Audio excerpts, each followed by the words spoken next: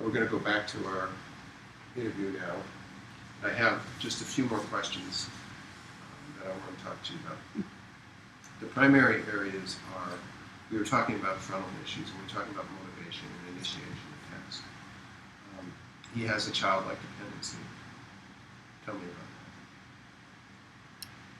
about As far as initiation of that. things, Just overall or in general. Is there, would you say that that's an accurate statement? Less so than it was? less so than it was. I mean, he's getting more confident with certain things, more independent with certain things. Occasionally, it backfires if he makes a decision that he probably shouldn't have made without consulting me, where before he would have consulted me for every single thing.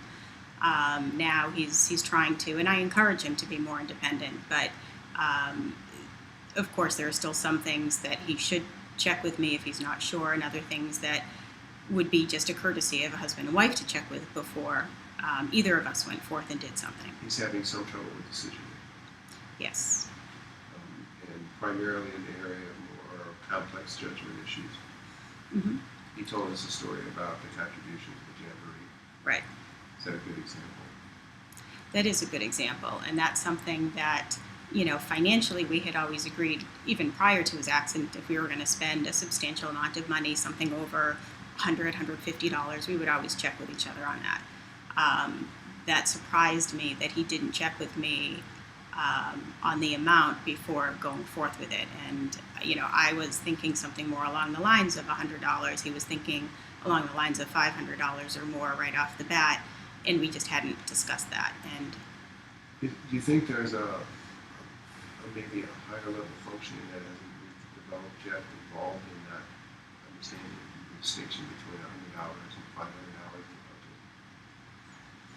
the budget? Probably. I mean, he, as it ended up, we let that contribution go as he did it because he felt it was worthwhile and understood that if money did get tight, he would have to make some sacrifices. And he agreed that that was worth it, and he wanted to continue with it. So, Does he go grocery shopping?